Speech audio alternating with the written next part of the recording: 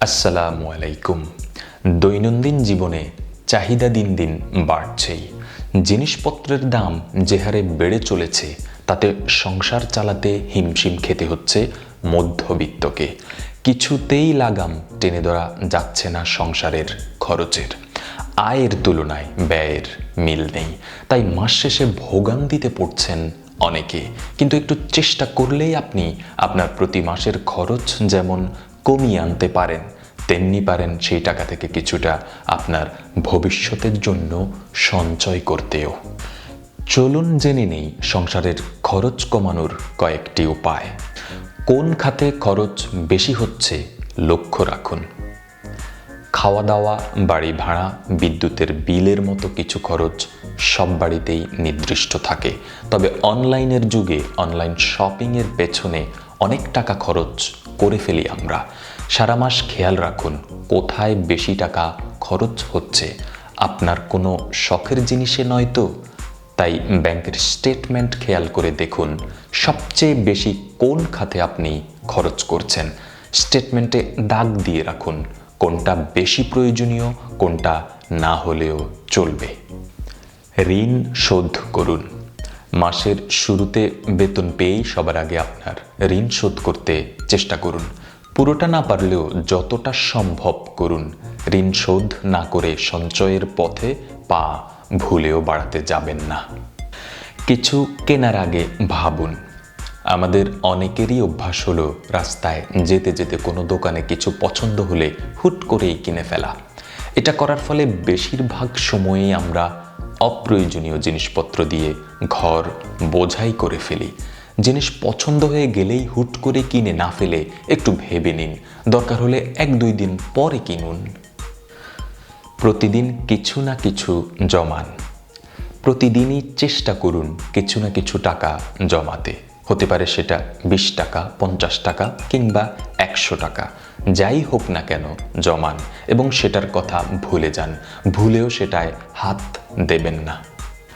মাসের বাজেট স্থির করুন। প্রতি মাসে যে খরচগুলি হয় সেগুলোর জন্য আগে থেকেই টাকা বরাদ্দ করে রাখুন। আর সেই মাসের অন্যান্য খরচের জন্যেও আলাদা টাকা বরাদ্দ করুন। চেষ্টা করুন সেই টাকার মধ্যেই খরচ করার।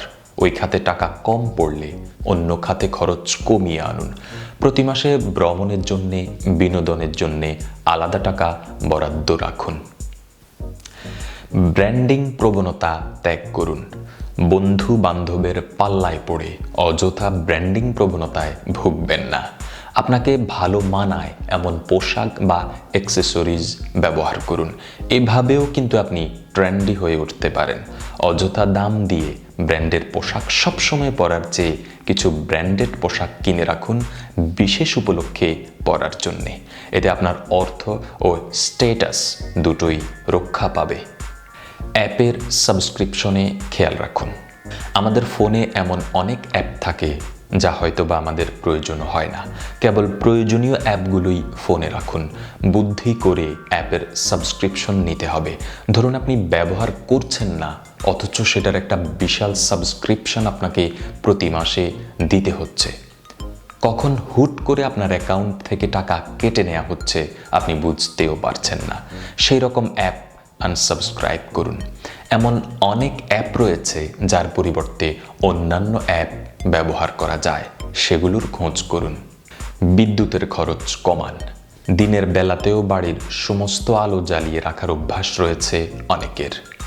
এই অভ্যাস বাদ দিয়ে জানালাগুলো খুলে রাখুন। কোনো ঘরে অকারণে পাখা চলছে কিনা খেয়াল রাখুন। পাখাতেও বিদ্যুতের খরচ অনেক বেশি হয়। সারা রাত এসি চালানোর প্রয়োজন না পড়লে মাঝ রাতে এসি বন্ধ করার জন্য টাইমার দিয়ে রাখুন। প্রতিদিন ওয়াশিং মেশিন চালানোর প্রয়োজন না পড়লে সপ্তাহে 3 দিন চালান। ক্রেডিট কার্ডের ব্যবহার কমান।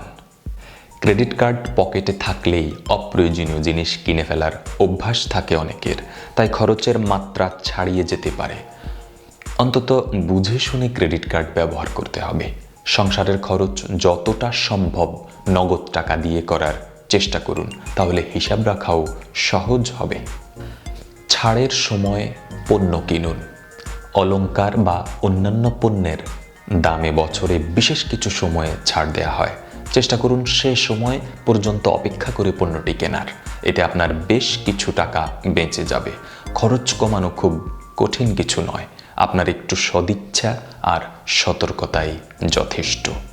যদি এই ভিডিওটি আপনার ভালো লেগে থাকে তাহলে ভিডিওটি সবার সাথে শেয়ার করুন। মানি ম্যানেজমেন্ট সংক্রান্ত এরকম আরও ভিডিও পেতে আমার এই চ্যানেলটি সাবস্ক্রাইব করুন। এতক্ষণ ধরে ভিডিওটি দেখার জন্য আপনাকে অনেক ধন্যবাদ।